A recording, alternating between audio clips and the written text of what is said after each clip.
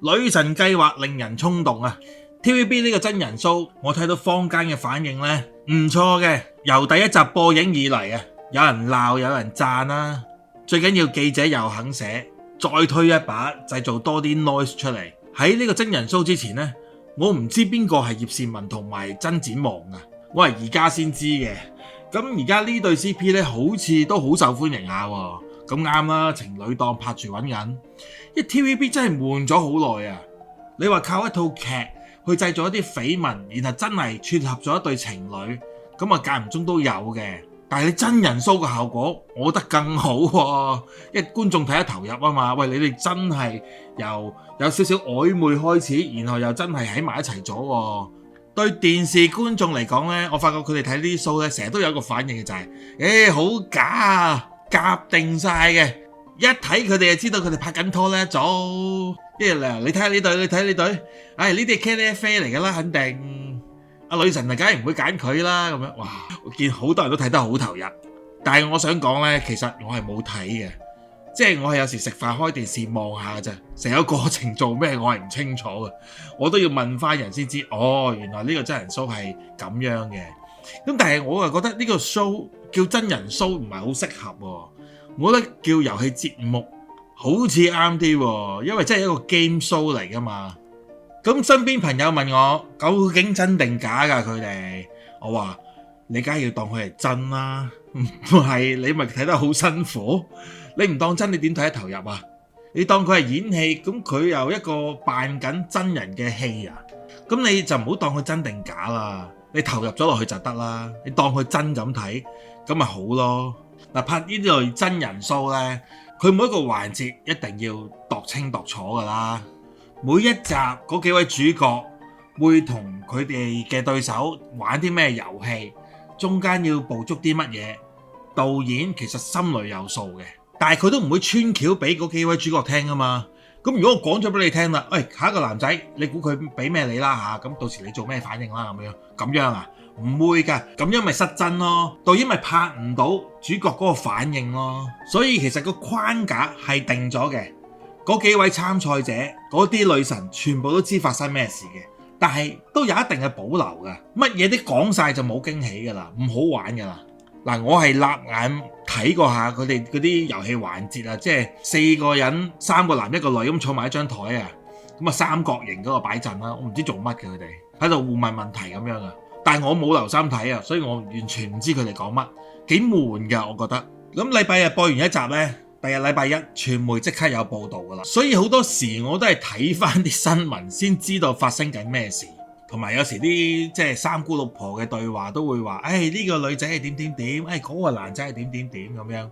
咁我想講呢，嗰5位女神呢，我係真係唔係好識嘅，即係我係睇上流下流上車族啊，做細妹嗰個我係睇過佢嗰套劇啫，其餘嗰4位女神嘅演出我係冇睇過嘅。我知有一個係東張西望咯，但係我冇睇啊嘛都，所以我本身對呢個節目冇興趣嘅。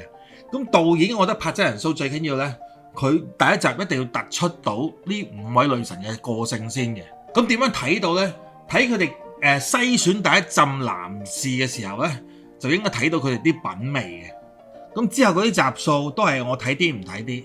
咁但係結局曾展望嗰段我梗係有睇啦，其他嗰啲我反而睇唔到，所以我先識得抄翻呢個男仔邊個嚟嘅呢？跟住就知啦，原來都入咗 TVB 一段時間噶啦。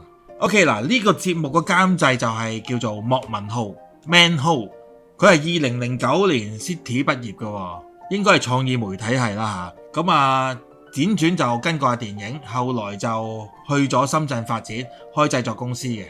嗱，我覺得香港人讀電影喺香港冇咩出路呢，返內地開公司其實都係一個唔錯嘅選擇嚟嘅。嗱，你話要同內地人競爭，其實我話俾大家知，一啲老闆或者一啲品牌嘅代理，佢哋都相信，佢哋都好知道香港人嘅品味係略為高啲嘅。香港人返內地搞製作有得諗嘅，不過就好容易與人不淑咯。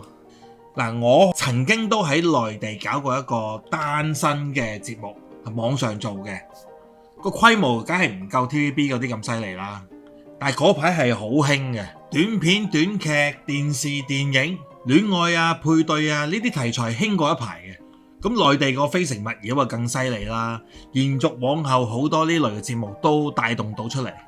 女神配對計劃監製莫文浩 Manho 喺內地間公司就叫做爆谷傳媒，亦都幫內地電視台製作過一啲配對節目噶啦，所以 TVB 邀請佢翻嚟幫佢哋搞今次嘅真人 show。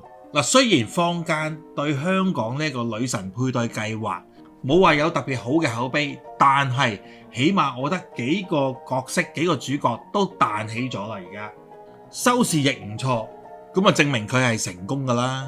嗱，雖然我睇到一啲評論呢，就話呢個女神計劃同 Netflix 嗰個單身真人 show 比呢，差天共地啦。佢就話 Netflix 嗰個每一個角色背後其實帶有好多 story， 除咗有年輕人嘅心態，仲包含好多社會矛盾喺裏邊。有比較係好嘅，咁有比較先有得進步啊嘛。咁女神配對係咪要學佢咁樣呢？我又覺得未必使㗎，因為 TVB 呢個節目，我覺得都係娛樂感人入到屋呢啲就 OK 噶啦，有時未必下下需要好強嘅深度啊。嗱，我有時睇佢啲遊戲節目咧，真係幾無聊啊。但係我明白啦，即係嗰個遊戲其實唔重要嘅，我哋最緊要睇到嗰班男仔女仔佢哋之間啲 dynamic 啫嘛，睇到班女神對每一個男仔有啲咩反應，佢哋單獨相處嗰陣啊，其實都唔係單獨嘅，咁有攝影機影住，咁佢哋就要跟個指引啦。我唔叫劇本啦，即係可能導演就有個 flow 俾你，嗱，你跟住要講啲乜嘢，你要做到你想做嘅嘢，你 miss 咗我唔俾 take two 你啊，咁樣咯。咁變咗嗰班男仔佢哋競技遊戲嚟噶嘛，咁所以要突出到自己喺鏡頭前。我覺得你好難話呢個係叫真實嘅，個個都知道有鏡頭喺度嘅，佢點都有啲保留噶嘛。我點知佢鏡頭後係咪好爛口，好中意講粗口噶？我唔知噶嘛。或者鏡頭後佢個人係唔識笑嘅，好現實嘅。鏡頭前佢就收埋晒呢啲唔好嘅嘢啦，保持得好矜持嘅，咁都有噶嘛。所以冇100%嘅真人 show 噶，除非你偷拍嗰幾個主角唔知噶啦。嗱，同埋呢，每次去到一啲流眼淚嘅位、感動嘅位、激情嘅位，觀眾就話：哇，好假啊！呢啲使唔使喊啊？咁樣。嗱，我唔知前文後理啦。咁每一 part 環節完咗，咁其實佢哋事後都會拍翻段訪問噶嘛，講翻之前發生過啲嘢噶嘛。咁好多真人 show 都係咁做法噶啦。問題係始終個節目需要後期加工噶嘛，就要睇下導演佢捕唔捕捉到嗰啲演員嗰班參加者嘅大粒明。好多時就係一個好細微嘅動作，一個眼神已經反映到嗰個人物嘅心理狀態。然之後就會有好多情緒嘅表現，好睇嘅就係呢啲位啊嘛。而我睇到間唔中係捕捉到嘅，但係間唔中咧就好靠剪接拖長啊，即係影住個特寫咁樣樣，互嚼5秒，大家心情對望，故意剪到好長，等觀眾期待跟住個演員嗰個反應係乜嘢。嗱，呢啲就係我覺得唔係太好嘅地方咯，有時因為真係太長啊嘛，同埋嗰個重點嘅反應唔係咁，個答案唔係咁令人驚喜啊。大陸嗰啲真人 show 啊、劇啊都係咁剪法噶啦，啲關鍵時刻梗係要拖到好長，就唔需要下下咁長嗰啲鏡頭。嗱，今次外間反應咁好呢，就好似話會添食多一輯啊嘛。嗱，第一輯成功咗，而家開第二輯嘅話呢，我相信會多啲藝員想參加噶啦。嗱，問題係咪仲有女神仲係單身先？咁遲下又會唔會搞一個中年女神配對計劃呢？嗱，其實我覺得 TVB 呢，既然而家拓展到去大灣區啊嘛，即係中年女神呢樣嘢，其實用大灣區呢一個範圍去搞，可能更加有效果咯。喂，內地幾多中年女神想嫁香港佬啊，大佬？唔係冇得諗噶。啊，話時話，我真係曾經作過首歌，首歌就講異地戀嘅，中港嘅戀愛嘅，唔好喺度發表住，有機會先啦。嗱，即係雖然我葉倩文、曾展望，我唔熟悉嘅演員啦，咁我亦都唔知佢哋拍過劇嘅，但係都有好幾年嘅演出經驗咯。但係佢哋嘅演出又唔係真係咁多啫。咁一來 TVB 減產啦，二來係我覺得而家做呢個真人 show 個反應咁好，咁其實要入行做明星係咪一定要識演戲咧？其實都未必好使嘅，真係。你有觀眾緣，觀眾中意你，我覺得呢樣嘢緊要啲咯。即係你個性格可唔可愛咁樣，呢啲緊要啲咯。演技嘅嘢可以慢慢磨練都得。但係你話好似女神配對計劃，哇又彈起咗一對 CP 出嚟呢，咁啊揾錢啊，咁啊之後大把嘢做啊。如果唔係你用翻以前嗰種方法，你要開好多劇嚟谷一對情侶，谷啲新人喎，喂有排搞啊！而家咁仲好啦，內地已經有好多呢啲求偶嘅節目啦，咁但係粵語嘅冇乜㗎喎，我唔係好見到有啊。如果 TVB 集中火力搞呢類型嘅節目呢，真係得㗎，尤其是佢而家面對嘅成個大灣區市場。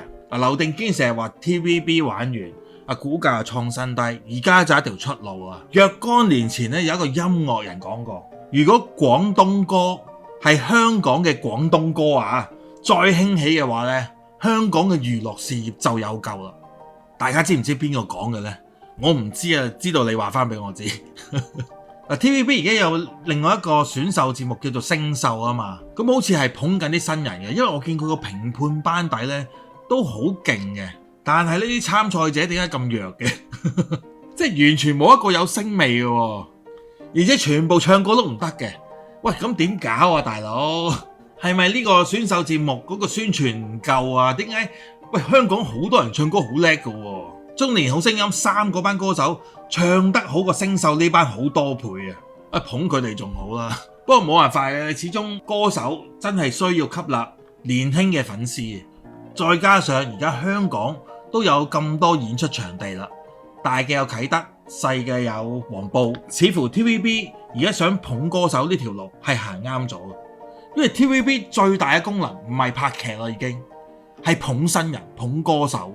即係你話喺廣州有個唱歌好勁嘅，其實佢未嚟香港浸過香港水呢，喺紅館開個 show 呢，佢都唔算係一個天王巨星嘅，真係。如果電視台成功咗，捧到班新嘅偶像出嚟，帶 hit 到成個台嘅音樂節目先啦，連帶電視劇主題曲、電影主題曲、演唱會 concert 多咗，表演多咗，新嘅明星誕生啦，又有機會開埋電影啦，咁啊挽救埋個電影業添。諗得幾理想啊！但係真係咁噶嘛？你而家要保留嗰啲香港本地文化，其實就係由最基本嘅創作開始，要有自己嘅文章、自己嘅電影、自己嘅漫畫、自己嘅劇、自己嘅歌，大家創作多啲，大家有共鳴，大家覺得開心、覺得正嘅嘢啊嘛。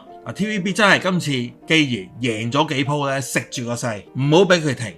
電影嘅我覺得一樣有出路嘅咋，雖然成日都話電影易死啊，戲院都就嚟執晒啊，就睇下識搞嘅人揾唔揾到出路啦。聽清楚，係一班識搞嘅人啊，一班有經驗嘅做老闆嘅未必識搞㗎。OK，今集係咁多先，下次再同大家講下啲娛樂八卦嘢，拜拜。